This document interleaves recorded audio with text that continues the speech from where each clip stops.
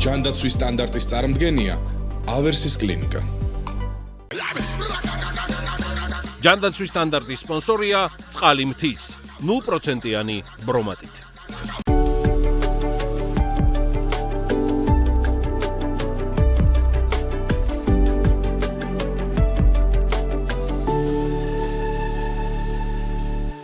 მოგესალმებით მაყურებლებს და მიმდევრებს. უნივერსალიზმი, ანუ საყოველთაობა ჯანდაცვაში გლობალური ჯანმრთელობის ერთ-ერთი ყველაზე მნიშვნელოვანი გამოწვევაა 21 საუკუნეში. უთანაბრობა და არასამართლიანობა სამედიცინო მომსახურებაზე ხელმისაწვდომობაში ბევრი ქვეყნისთვის თუ ქვეყნის შიგნით ადამიანთა ჯგუფებისთვის სამწუხაროდ ხვედრია დღეს. სწორედ ამიტომ დღეს გადავწყვიტეთ ჩვენი გადაცემა დაუთმოთ საკითხს ადამიანის ფუნდამენტურ უფლებას, ჯანმრთელობას და ამ ნაწილში უნივერსალური მოცვის იდეას. არსებობს უამრავი ავადმყოფობა, ჯანმრთელობა კი ერთადერთია, შნიცლერი.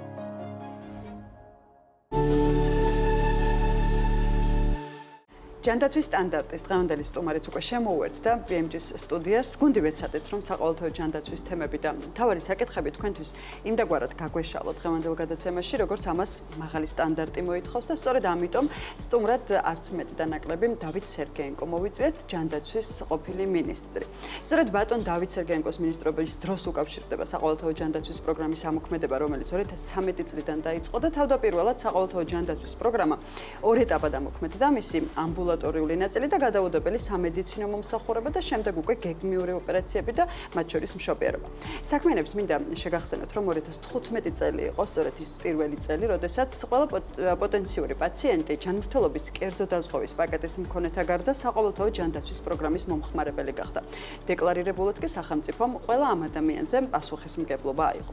გამომდინარე იქიდან, რომ საყოველთაო ჯანდაცვის პროგრამამ 2013 წელს დავით სერგეენკოს მინისტრობის პერიოდში დაიწყო ამოქმედება, ჩვენს მთავარ კითხვებზე პასუხებსაც ყველაზე უკეთ და დეტალურად სწორედ მისგან მოვისმენთ, თუ რა მისცა ამ პროგრამამ საქართველოს მოსახლეობას და მათ შორის რა გამოწვევები გვაქვს დღეს. ამ და კიდევ ბევრ საინტერესო კითხვებზე მოვისმენთ დღეს პასუხებს დავით სერგეენკოს მივესალმებით, ჯანდაცვის ყოფილი მინისტრი არის ჯანდაცვის სტანდარტში. მოგესალმებით და მადლობა პირველ რიგში, რომ ხართ ჩვენი დღევანდელი სტუმარი. მადლობა თქვენ.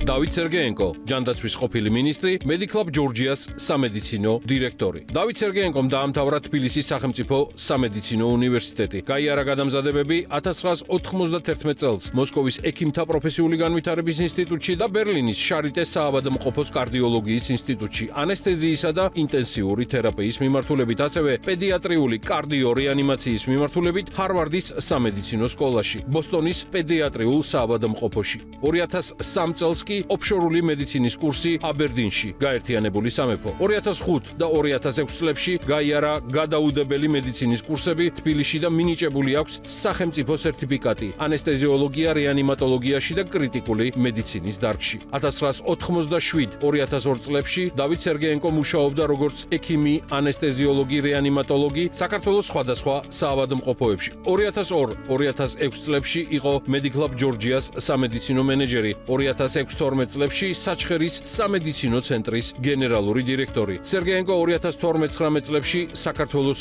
ჯანდაცვის მინისტრი გახლდა. 2019 წლებში საქართველოს პრემიერ-მინისტრის მრჩეველი ჯანდაცვის სფეროში. 2020 წლიდან 2023 წლამდე პარლამენტის თავმჯდომარის მოადგილე იყო, ასევე ბავშვთა უფლებების მუდმივი საპარლამენტო საბჭოს თავმჯდომარე. დღემდე დავით სერგეენკო კლინიკა Mediclub Georgias სამედიცინო დირექტორია. რა არის დღეს ის მთავარი გამოწვევა, რაც შეგვიძლია რომ თქვენგან მოვისმინოთ? საყოველთაო ჯანდაცვა თავისი მასშტაბებით, თავისი შინაარსით მართლაც გამორჩეული და გადადგმული ნაბიჯი იყო ჯანდაცვაში. იმისათვის რომ მე რაღაცნაირად სუბიექტურად არ გამომივიდე შეფასება თუ რა ზეგავლენა იქონია ამ ყველაფერმა, მოვიშველიებ დამოუკიდებელი საერთაშორისო ორგანიზაციების მიერ მოყვანილ რაოდენობრივ მაჩვენებლებს. საყოველთაო ჯანდაცვამ პირველივე წლის განმავლობაში ჯიბიდან გადასახადები 76-დან 55%-მდე შეამცირა. შემდგომ წლებში ეს 58-მდე ჩამოვიდა. მიწდომადობა გაორმაგდა სამედიცინო სერვისებზე. პირველი 2 წლის განმავლობაში ჯანდაცვაში დახარჯულმა დამატებით 200 მილიონმა მოსახლეობას დაუზოგა 400 მილიონზე მეტი და ეს თანხა მათ შეძლეს რომ თავიანთი ოჯახების კეთილდღეობისათვის მოეხმარებინათ. ეს მართლაც დიდი ნაბიჯები არის და ალბათ ჩვენ გვექნება იმის საშუალება რომ გავაანალიზოთ თვითონ საყოველთაო ჯანდაცვის არსი რა არის ეს კონცეპტუალურად თუმცა იყო რა თქმა უნდა გამოწვევების და ეს გამოწვევები პირველ რიგში იყო ინფრასტრუქტურული როდესაც რაიონებში 20-ზე მეტ რაიონში საერთოდ არ არსებობდა სამედიცინო დაწესებულება და არ არსებობდა არც ერთი მოქმედი სასწრაფო დახმარების მანქანა და ამ მხრივ მართლა დიდი ინტერვენციების გაკეთება მოგვიწია რომ ეს ინფრასტრუქტურული პრობლემები მოგვარებულიყო. მოკლე კითხვა მექნება თქვენის გადასახედიდან რა უპირატესობა აქვს საყოველთაობას მიზნობრივ სამედიცინო დახმარებასთან მიმართებაში? მოგეხსენებათ რომ ჯანდაცვის ტექნოლოგიები მუდმივად იზრდება, მუდმივად ვითარდება და ეს პროცესი ჩქარდება, რაც დრო გადის, მით უფრო ინტენსიური არის. ერთის მხრივ ამან მოიტანა ის, რომ ის დაავადებები, რაც თუნდაც 25-30 წლის წინ განაჩენი იყო და ფატალურად თავდებოდა, დღეს უკვე იკურნება. მაგრამ მეორეს მხრივ ამან მკვეთრად ჯერადობით გააძვირა ჯანდაცვა. თვითონ კონცეფცია საყოველთაო ჯანდაცვის არ არის შემთხვევით აღებული და გარკვეული წინა ისტორია აქვს ამას და ეს არ არის მხოლოდ დეკლარირებული ადამიანის უფლებათა დეკლარაციიდან გამომდინარე რაღაც ჰუმანური აქტი, არამედ ეს არის აბსოლუტურად პრაგმატული და რაციონალური სისტემა, რომელზეც უკვე მთელი მსოფლიო გადადის აი 21 საუკუნიდან. მე-20 საუკუნე მიზნობრივი ჯანდაცვის საუკუნე იყო პირობითად და 21 საუკუნე უკვე რაციონალური ხარჯეფექტური საყოველთაო ჯანდაცვის. მადლობა ბატონ დავით, ასეთი კითხვა მექნება თქვენთან. მოგეხსენებათ თუ რაოდენ ინტენსიურად ვითარდება ჯანდაცვაში კერძო სექტორი ყველგან და მათ შორის ჩვენთანაც.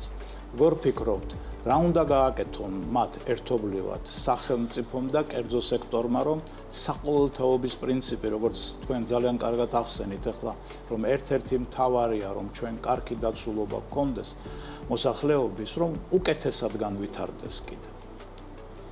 კერძო და სახელმწიფო პარტნიორობას, სწორ პარტნიორობას კრიტიკულად პოზიტიური მისია აკისრია, იმიტომ რომ არც ერთ თუნდაც ყველაზე მდიდარ ქვეყანას არ შეუძლია რომ დამოუკიდებლად იტვირთოს ჯანდაცვის სულ უფრო და უფრო მზარდი ხარჯები. ეს თანამშრომლობა, ასეთი ტიპის თანამშრომლობების ბევრნაირი მოდელია ცნობილი, თუმცა მე ვეცდები რომ აი მოკლე ძირითად მომენტებს გავუსვა ხაზი. კერძო სექტორისთვის სასიცოცხლოდ მნიშვნელოვანი არის რომ მისთვის მეტნაკლებად ხანგრძლივ პერსპექტივაში ცნობილი იყოს ამ ეგრეთ წოდებული თამაშის წესები, ანუ თანამშრომლობის წესები, იმისათვის რომ სწორად დაგეგმოს ეს ყველაფერი.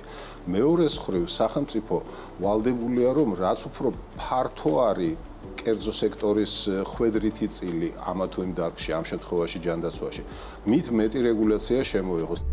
პროგნოზირებადობა ამა თუ იმ სისტემის, ანუ ხანგრძლივი სამოქმედო გეგმა და რეგულაციები ცნობილი უნდა იყოს კერძო სექტორისთვის, ხოლო კერძო სექტორმა თავის მხრივ უნდა გაითვალისწინოს სახელმწიფოს მხარდაჭერა. წინასწარ შეთანხმებული თანამშრომლობა სამ სექტორთან, ფარმაინდუსტრიასთან, ჰოსპიტალურ სექტორთან და სადაზღვევო სექტორთან არის ამის წარმატების საწინდარი, რომ შეიქმნა სისტემა, რომელიც კატასტროფული ხარჯებისგან და კატასტროფული რისკებისგან დააზღვევს უკლებლივ ყველა მის მოქალაქეს.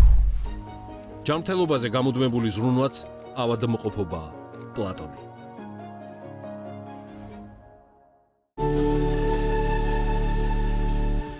დღევანდელი გადაცემის შემდეგი სტუმარი ჯანმრთელობის მსოფლიო ორგანიზაციის საქართველოს წარმომადგენლობის დირექტორი სილვიუ დომენტე გახლავთ. ჩვენს შემდეგ სტუმართან ერთად გავშლით უფრო ფართოდ თემას, თუ რა როლი აქვს ჯანმრთელობის მსოფლიო ორგანიზაციას საყოველთაო ჯანდაცვაში და მათ შორის რა გამოწვევების წინაშე არის დღეს მსოფლიო.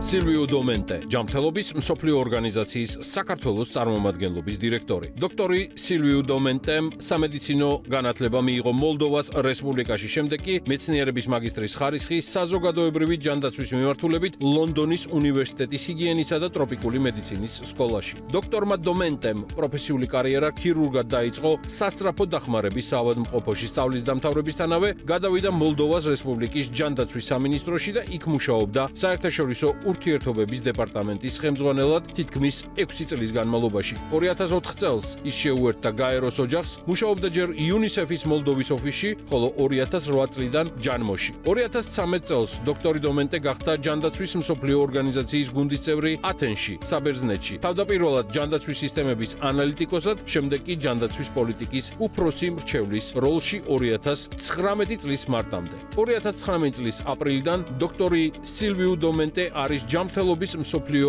ორგანიზაციის წარმომადგენელი და ქვეყნის ოფისის ხელმძღვანელი საქართველოში.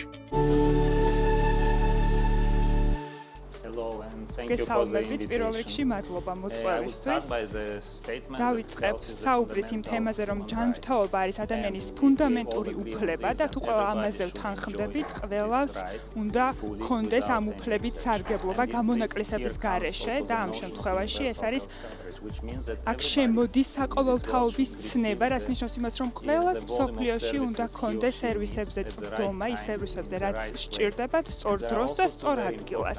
ორი მნიშვნელოვანი ელემენტი არსებობს ამ შემთხვევაში. ერთი არის ხარისხი სერვისები უნდა იყოს მაღალი ხარისხის და მეორე ის, რომ ადამიანებს არ უნდა ჰქონდეთ ფინანსური სიდუხჭირე, როდესაც ჯანდაცვის სერვისებზე აქვს წვდომა. ორივე ეს ელემენტი ძალიან მნიშვნელოვანია და ვერ ვისაუბრებთ ჯანმრთელობის საყოველთაობაზე, თუ ერთ-ერთი მათგანი არ არსებობს, რადგან რა თქმა უნდა არ უნდათ ადამიანებს ჰქონდეთ ისეთ სერვისზე სარგებლობა, რომელიც არის დაბალი ხარისხის, ან ისეთი სერვისი, რომელიც არის მაღალი ხარისხის, მაგრამ არ არის ფინანსურად ხელმისაწვდომი. მოგეხსენებათ, რომ საყოველთაობა ერთ-ერთი ყველაზე დიდი გამოწვევაა და აი რო დავაკონკრეტოთ ჯანმრთელობის მსოფლიო ორგანიზაციას, რა როლი აქვს, რომ ეს გამოწვევები მინიმიზაცია მოხდეს ამ გამოწვევების. ჯანმრთელობის მსოფლიო ორგანიზაცია ამ შემთხვევაში ცდილობს, რომ დღის წესრიგში რაც შეიძლება მაღალ დონეზე დადგეს საყოველთაო ჯანდაცვა. თუ საუბრობთ საყოველთაო ჯანდაცვაზე, ამ შემთხვევაში ყველამ ვიცით, რომ ეს არის მდგრადი განვითარების მიზნები, რაც შემუშავებულია, რომელსაც 2030 წლამდე უნდა მივაღწიოთ და სწორედ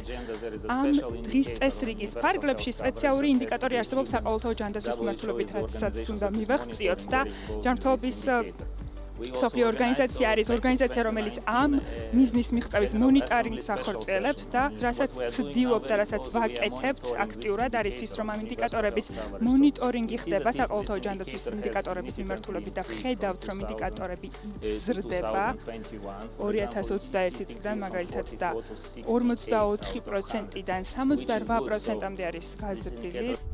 საქართველოს ნაწილშიც რომ განვიხილოთ, რას აკეთებს ჯანმრთელობის მსოფლიო ორგანიზაცია საქართველოსთვის? რა გაქვთ დაგეგმილი? გასული წლების განმავლობაში ყველა ამ მიმართულებით მუშაობდი, რაც აქამდე აღვნიშნე, რომ დავიწყოთ იმით, რომ ეს არის საყოველთაო ჯანდაცვის დიზაინის შემუშავების ეტაპი, რომელიც 2013 წელს დაიწყო და ამაში ჩართული იყო ჯანმო და მუდმივად ცდილობს ამ პროექტის გაუმჯობესებას და დახვეწას, რომ მასშტაბი გაიზარდოს ამ საყოველთაო ჯანმრთელობის დაცვის სახელმწიფო პროგრამისა, როგორც უკვე აღვნიშნე, მთავარი ფოკუსი ამ შემთხვევაში არის ის, რომ საყოველთაო ჯანდაცვა პირველად ჯანდაცვას მაქსიმალურად ფარავდეს და გადახდის მექანიზმები არის ასევე მნიშვნელოვანი, რომ სხვა ტიპის გადახდის მექანიზმზე გადავიდეთ, რაც საკმარისი დაფინანსება და სერვისები იყოს შეთავაზებული და მიწოდებული. გასულ წელს და ამ წელსაც ვაგრძელებთ ახალი მოდელის პილოტირებას საყოველთაო ჯანდაცვის მიმართულებით, განსაკუთრებით, როდესაც ადგილობრივ დონეზე სხვადასხვა ქსელების შემუშავება ხდება, ასევე რეგიონულ დონეზე ეს იქნება საზოგადოებრივი ჯანდაცვა, სოციალური სერვისები, ჰოსპიტალები, რაც ადგილობრივ და რეგიონულ დონეზე არის, უნდა იყოს ხელმისაწვდომი და სწორედ ასე ვუდგებით. ამავდროულად ძალიან მნიშვნელოვანია ვუზრუნველყოთ, რომ საკმარისი პერსონალი არსებობს, მუშახელი არსებობს ამ სექტორში და გვჭირდება საკმარისი პროფესიონალები, ექიმები, ექცნები განსაკუთრებით სოფლის ტიპის დასახლებებში, რადგან ერთ-ერთი მიზანი ამ რეფორმის არის, რომ ხარისხი მაქსიმალურად გათანაბრდეს ქალაქის ტიპის და სოფლის ტიპის დასახლებებში, ამიტომ თანაბარი ხელმისაწვდომობა და სარგებელი უნდა მიიღონ ადამიანებმა. მიუხედავად იმისა, რომ თამასა საკმაოდ მაღალია, ვფიქრობთ და BMG-ის გუნდში მიგვაჩნია, რომ განსხვავებული და მაღალ პროფესიონალური პროდუქტი უკვე შევქმნით, რაში მხარდაჭერაც ჩვენი გამოცდილი პარტნიორებისგან ცალკე აღსანიშნია.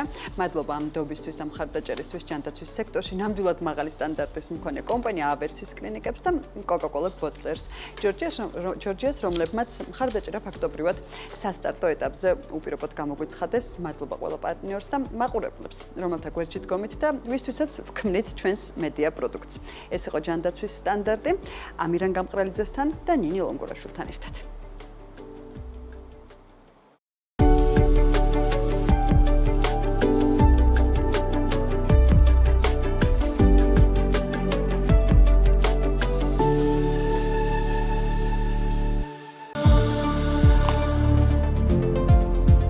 ჯანდაცვის სტანდარტის წარმომადგენია ავერსის კლინიკა. ჯანდაცვის სტანდარტის სპონსორია წყალი მთის 0%-იანი ბრომატით.